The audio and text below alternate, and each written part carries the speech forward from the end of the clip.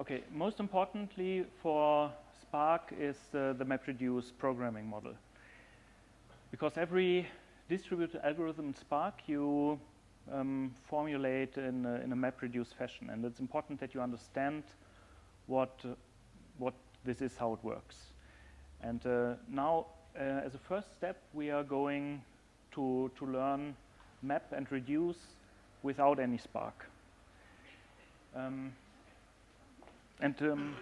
So essentially, map and reduce are just two functions that come from, I guess Lisp was the one of the first functional programming languages that introduced it.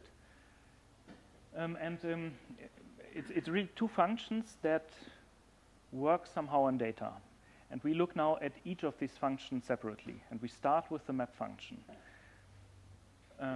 And then, then you do some exercises, and then you will probably know what this MapReduce stuff is all about. So let's have a look at map. So map is essentially, it's a function that takes as argument another function and an array.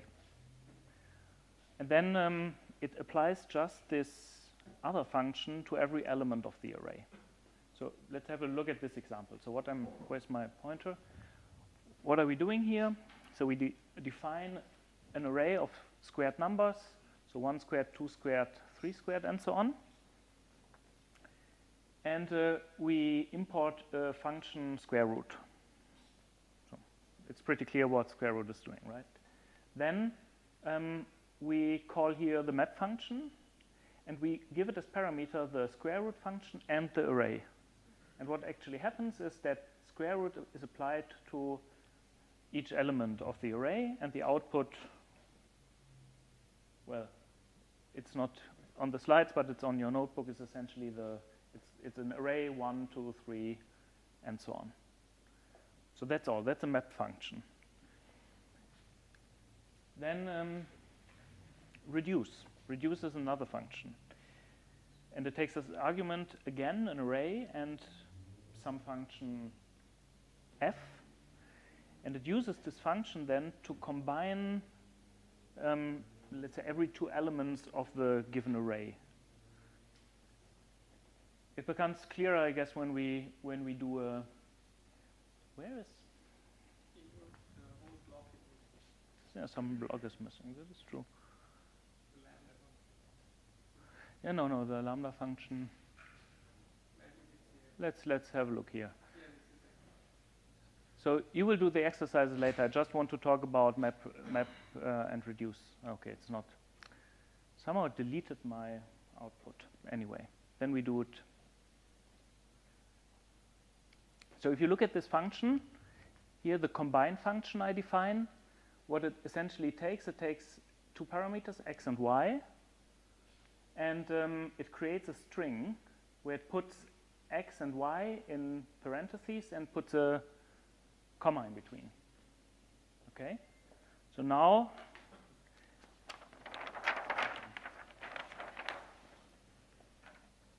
if I have an array, 1, 2, 3, 4, 5, and I do this reduce combine function and this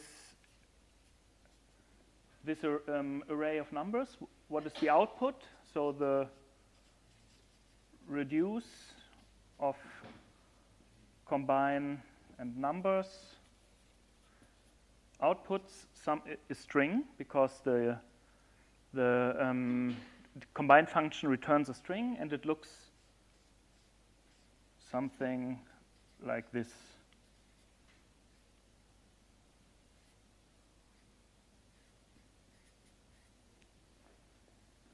So what happens? Combine is executed on these two elements, and it creates essentially this part of the string. Then this part of the string goes again into the combine function as the x argument, and the y argument is the next element of the array. And the output is then this part, and so on. And important here is that the order of how it is combined is not is not important, and you have no guarantee on the order. So I can write a different reduce function that, for example, does this. It combines first these two elements, so you have 1, 2, and then it combines these elements, 3, 4, and then it combines, let's say, the 5. So then it combines 5 with the intermediate result, so you have 3, 4, 5, and then it combines this one to 1, 2, 3, 4, 5, like this. So you see it's good when you reduce function obeys somehow the distributive law. So if a plus bc in parentheses is the same as a plus b in parentheses plus c. So then doesn't matter how the combiner works, so in which fashion the things are combined, but the results will be the same. So you can imagine, for example, just the plus, right? If you do a plus, it does not matter. So I substitute the comma with a plus, then it doesn't matter which combiner I use. Okay, I mean, that's everything all to say about map and reduce. Is there an order how the reduce function works? No, there's no order. I mean, that's the important point here. The Python reduce function works in this fashion, but Spark may implement the reduce function, so the order of the reduce function in a different way. Now, there's the notebook. I would suggest just read through it, and there are exercises, and you can do the exercises, and I think then you get some feeling on how map and reduce are working. And you can do it up to the introduction of Spark, and then I speak again and tell you a bit about how Spark then uses this and about the architecture of Spark. And Maxime and me, we run around and try to answer your questions.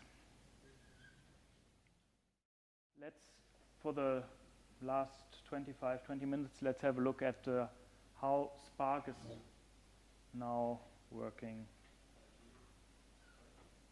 Maxime, I think the camera cannot take a picture of me. Okay, so how does Spark work? So Spark, on the system side, it consists of two concepts, I would say. So one is the driver, the other one is the worker.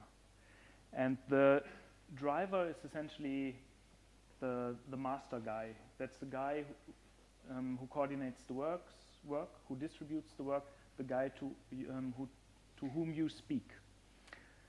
He keeps track of the tasks, he collects metrics about the jobs, and he also restarts jobs if the jobs fail. And then the workers are the guys who are doing the actual work. So the usual setting would be, let's say you have a cluster of 10 computers, and then you define one as the master, there the driver process runs, and the other 9 worker processes runs, and they talk to each other. Yeah, and the worker is essentially really the guy who loads the data, who does transformation on the data, who writes data back to disks and so on. So to have a picture, I mean, this is a very simple way of viewing at it. 4 computers, one is the driver. The driver sends the tasks to the workers. They do some stuff, and then they put the result back into the driver.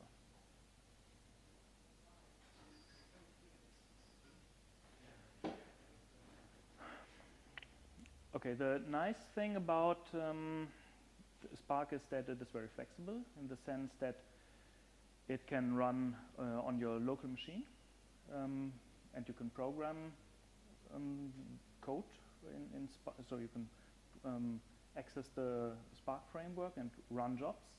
And as soon as you notice that your computer is not big enough, you can move on to a different architecture. So, for example, you can deploy it on a bunch of computers you have in your cellar, or you can go and to Amazon and buy a cluster for a few hours and run your jobs there.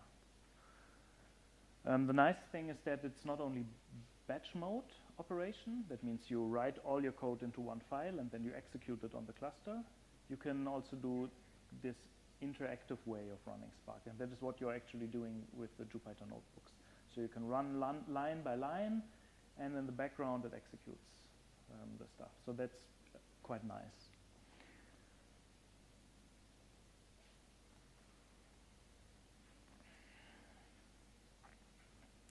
So let's come to the most important concept of Spark. That is essentially the RDD, the Resilient Distributed Data Set.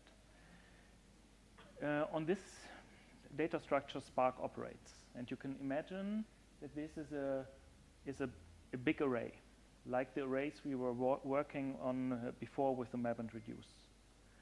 And now this array is split across all the workers. So the array is essentially distributed in your cluster, so to say. And when you now run an operation, so the worker runs your transformation only on the parts of this RDD that itself has. Let's have a look at this.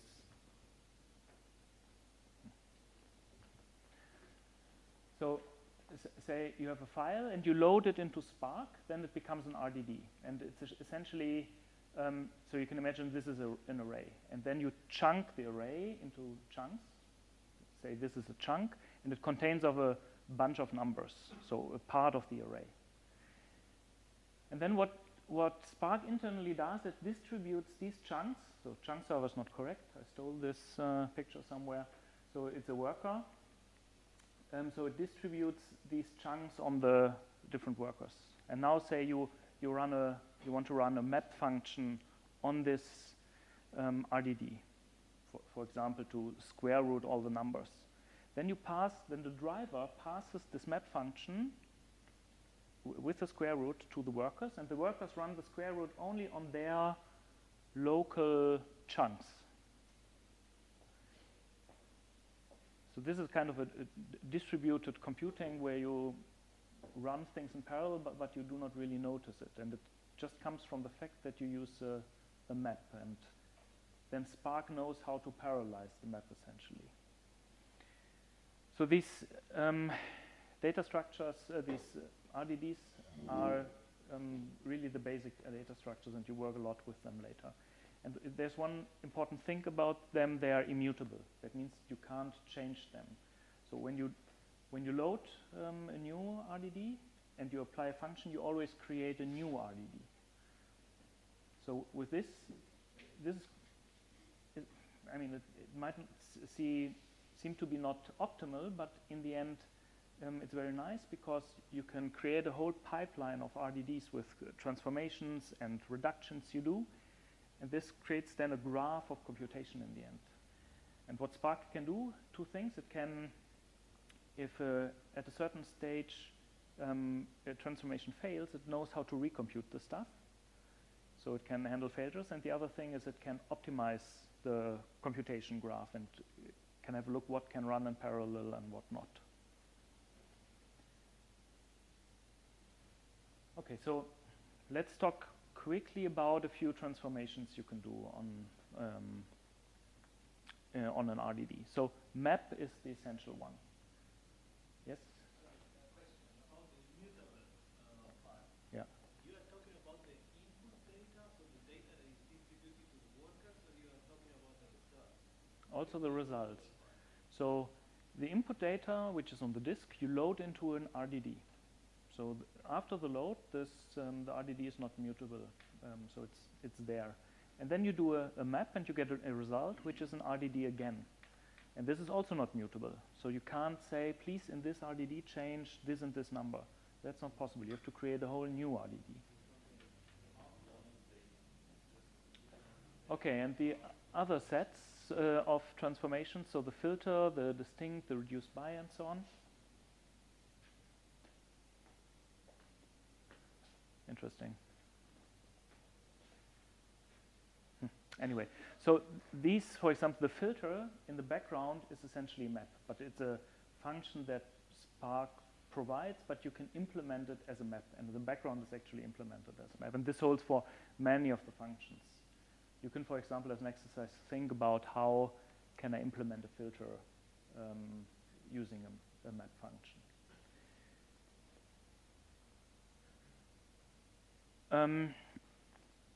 Then there are also actions. So these were transformations. Transformation usually create out of one RDD another RDD. Actions, they usually take out the data of the system, or they move stuff to the driver. So what do we have? We have a collect here that takes essentially the distributed data and sends everything to the driver, and the driver gets a simple array back. So that's the way how you create out of a distributed RDD an array. Or you can do a count. Or count, you can do count by key. There are several functions. And then the workers essentially sum up all their items. Then they send it back to the driver. The driver adds up all the intermediate results, and you have the count. So these actions usually send the data back to the driver so that you can get the results, take out the results out of the system. And the commands are evaluated in a lazy fashion in Spark. That means if you, in the notebook, if you do a map and you hit Shift-Enter, it doesn't mean that the map runs directly. Spark just remembers that it has to do this map, adds it to its computational graph, and as soon as you run an action, Spark will look at this computational graph and say, okay, to run this action, I need these steps before, then it does some fancy optimization, and then it runs the stuff. Okay, I already talked about this. This is essentially the computational graph that is created by Spark in the background. Yeah? Actions send things to the driver, Mm-hmm. whereas transformations. With a transformation, you create just a new RDD, usually, right? So you transform one RDD into another. So one distributed data set into another distributed data set. And the actions, they are to get the data out of the workers.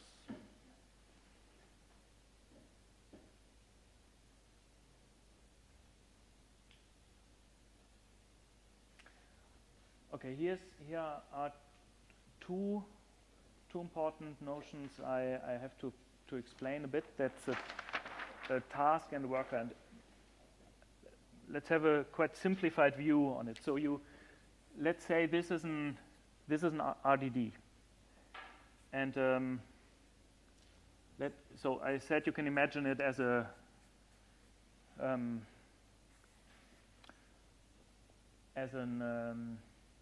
array which is chunked.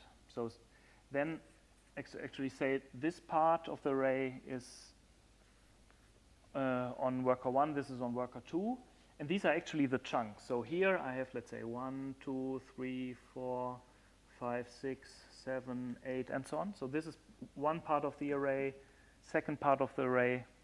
If I would distribute this now across 4 nodes, I would whatever draw a line here and draw a line here, right?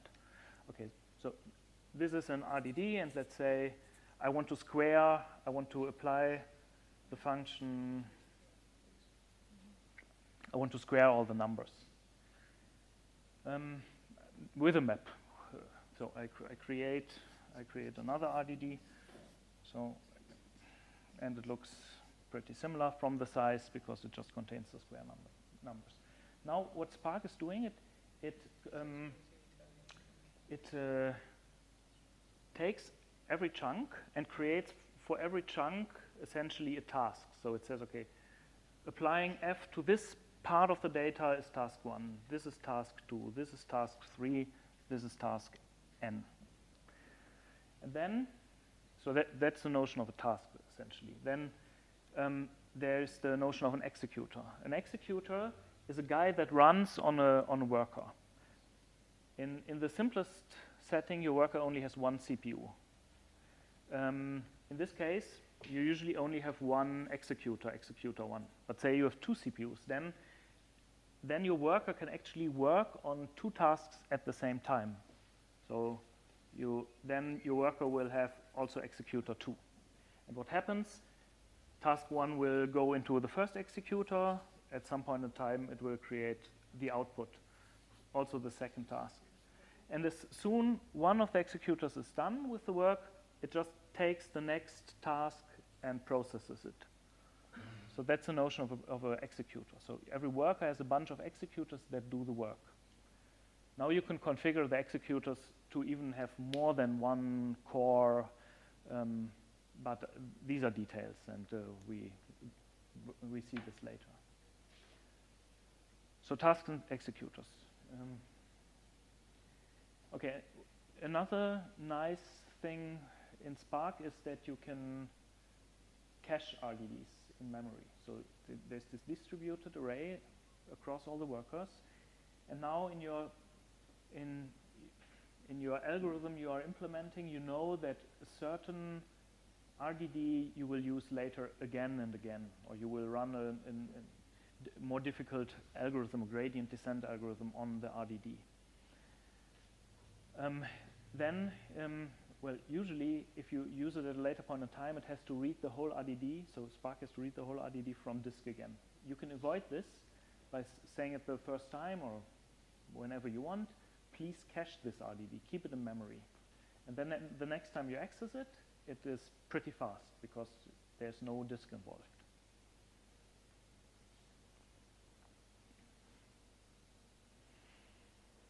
Okay, so how you usually work with Spark is, so you load your big data, let's say, then you do some transformations, and you narrow it somehow down to the knowledge you want to extract from it, and then you get it out of the system and plot it or whatever. You will see how this works later in some applications.